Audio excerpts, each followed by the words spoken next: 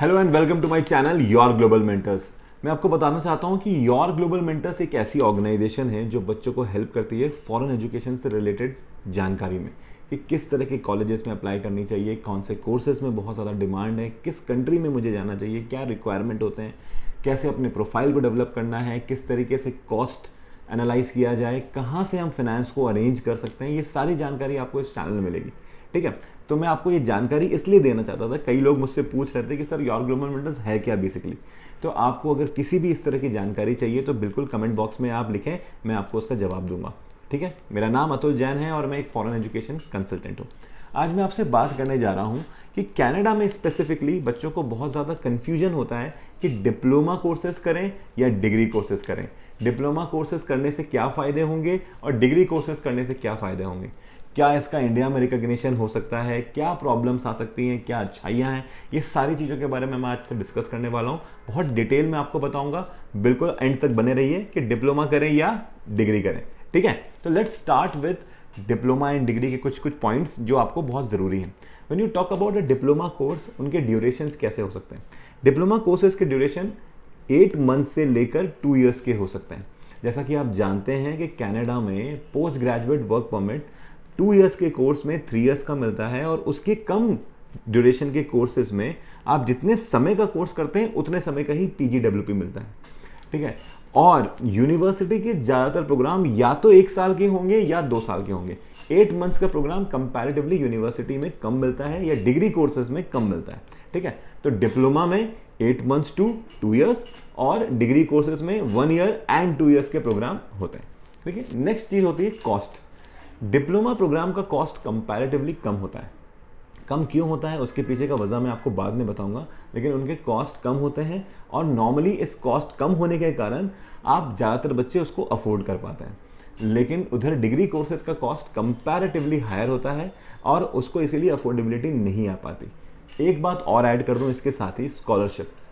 जब हम कॉस्ट की बात करते हैं तो फीस जब यहाँ कम होता है वहाँ स्कॉलरशिप भी कंपैरेटिवली कम मिलता है या नहीं मिलता है।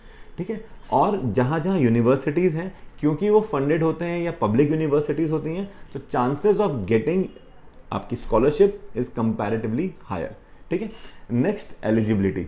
अगर आप डिग्री प्रोग्राम के लिए जा रहे हैं कनाडा में तो मैक्सिमम कॉलेजेस 2 चीज़ों की डिमांड करेंगी। एक, अगर आप मास्टर्स के लिए जा रहे हैं तो आपका 4 ईयर्स का ग्रेजुएशन होना चाहिए, और दूसरा 12th में आपका मैथ्स सब्जेक्ट होना चाहिए।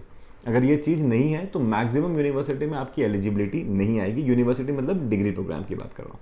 और जब बात करते हैं डिप्लोमा में, तो डिप्लोमा में ऐसा कोई रिक्वायरमेंट नहीं होता। आप बिना किसी मैथ्स के और या 4 ईयर्स का अगर आपका ग्रेजुएशन नहीं भी है तो भी आप अप्लाई कर सकते हैं। इवन अगर आपके पास 2 ईयर्स का डिप्लोमा है तो भी आप पोस्ट ग्रेजुएट डिप्लोमा कर सकते हैं, कोई प्रॉब्लम नहीं है उसमें।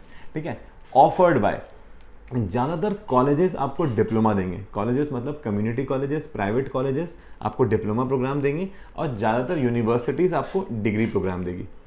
Last but not the least, recognition बहुत इंपॉर्टेंट है। कई बच्चे ये पूछते हैं मुझसे कि सर क्या हम वहाँ से अगर हम डिप्लोमा करके आएंगे तो इंडिया में रिकग्नाइज होगा क्या। मैं आपको एक बात बहुत इंपॉर्टेंट बता दूं। सबसे पहले एक बहुत बड़ा मिथ है कि जब हम इंडिया में आएंगे तो शायद डिप्लोमा को रिकग्नाइज नहीं किया जाएगा। ऐसा बिल्कुल भी नहीं है।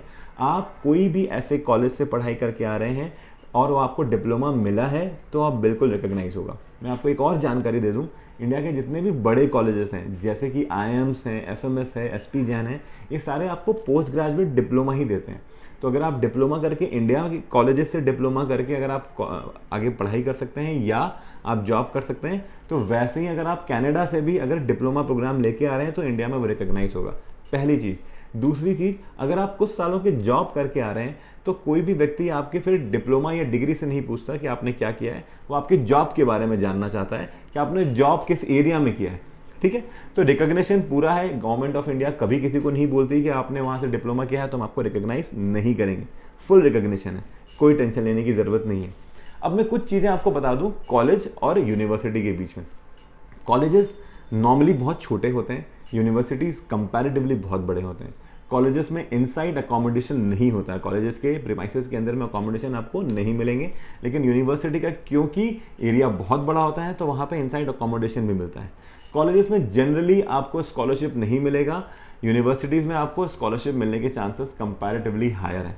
कॉलेजेस के जो फीस है वो कंपैरेटिवली कम होती है, यूनिवर्सिटी की फीस ज़्यादा होती है।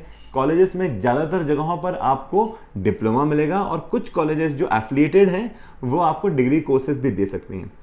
यूनिवर्सिटीज़ में ज़्यादातर जगहों में आपको डिग्री मिलेगा और डिप्लोमा कंपैरेटिवली कम मिलेगा। ठीक है, ये सारी चीज़ें आपको इसलिए बताया है कि कहीं किसी भी तरह का आपके कन्फ्यूजन ना रहे कि मुझे क्या करना है। अगर आप अच्छे कॉलेज से डिप्लोमा करते हैं तो उसकी भी उतना ही रिकॉग्निशन है, अच्छा जॉब अपॉर्चुनिटी मिलेगा कनाडा में और आप आराम से वहाँ पे जॉब कर सकते हैं।